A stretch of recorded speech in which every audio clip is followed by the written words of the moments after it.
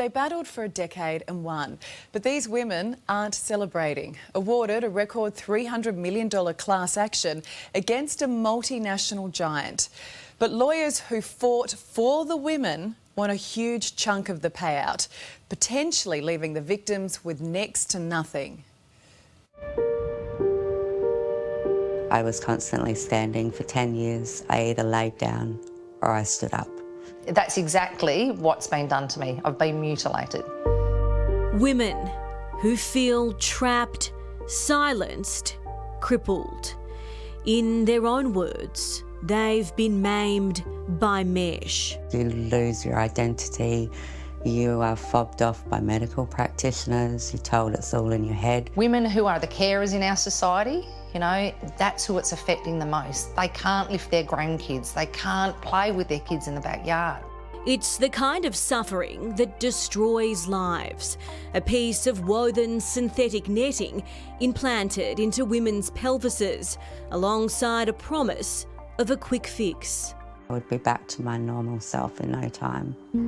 Instead, what followed these ladies' pelvic mesh procedures was years of agonising pain. The minute I woke up, I was in excruciating pain. Tracy Singleton's a mum. That's why she underwent mesh surgery. My waters had broken early, and the pressure of that birth had led me to stress urinary incontinence. At 30 years old, Tracy couldn't go running without wetting herself. So in 2006, she turned to a product she thought would heal her. Instead, it ended up wreaking havoc with her insides. It had wrapped around my nerve, so it was every step strangulating the nerve of my right leg. For 15 years, Tracy watched life as she knew it unravel. I pushed my husband away. I couldn't handle the pain of intimacy. Loss of marriage destroyed my marriage. At 45, Tracy took out her superannuation and redrew on her home loan to get the mesh out. I was told by the surgeon on the third time going there that I was being a bit of a hypochondriac. Kim Blisky is a paramedic, a mum and another mesh victim. There is no way if someone had explained this surgery to me beforehand that I would have even considered it.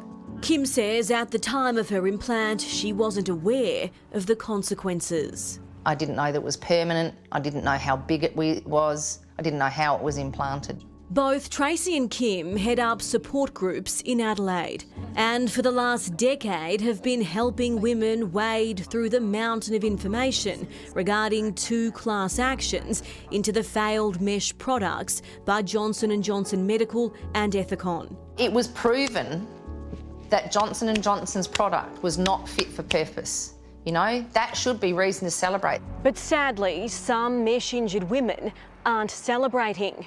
Some aren't even celebrating the fact their class action was settled for $300 million. That's the largest of its kind in Australian history. You know what? They're being offered pittance. There could be up to 11,000 women compensated in the class action brought about by Shine lawyers. Today's decision is a huge win for all of these women. But Shine's proposed settlement would see the law firm receive close to $99.5 million.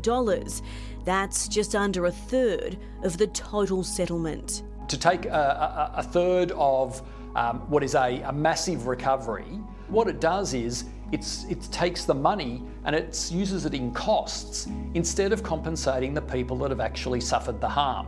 Law professor at University of New South Wales, Michael Legg, believes what Shine's proposed to take is excessive.